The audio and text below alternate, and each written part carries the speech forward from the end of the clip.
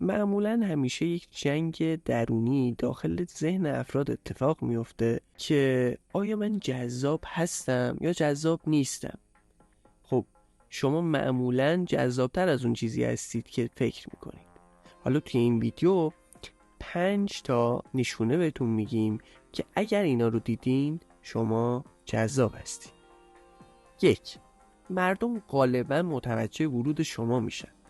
اگر به یک مهمونی رفتید و دیدید که دیگران به شما نگاه میکنن، به این معنیه که مردم دست کم متوجه حضور شما میشن و مهم نیست که کسی برای شروع یک گفتگو به سراغ شما بیاد یا نه. 2. معمولا تمایل دارید لبخند بزنید.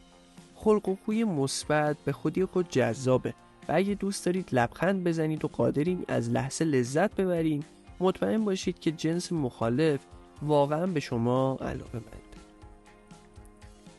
3. خودتونید. شما هیچ تلاشی برای شبیه شدن به دیگران ندارید و از ظاهری که اکنون دارین خوشتون میاد.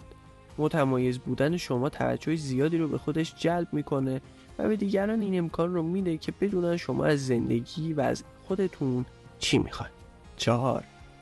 زود حوصله‌تون سر میره. اگه اتفاقی افتاد که مسیر معمول زندگی شما رو متوقف کرد، مثل یک بیماری، یه سفر کاری یا یه چیز دیگه، احساس میکنید زمان به کندی میگذره. شما به برقراری ارتباط با افراد زیاد، قرار ملاقات و دیدن دوستاتون عادت دارید و حتی اگر از تنهایی لذت میبرید، انزوای اجباری شما رو آزار میده. 5. مردم برای شما پیام میفرستند یا با شما تماس میگیرند. حتی اگر در یک رابطه هستید یا همسر دارید، ممکنه علیرغم موقعیت خود از افراد توی شبکه‌های اجتماعی پیام دریافت کنید. البته که باید این پیام ها رو نادیده بگیرید.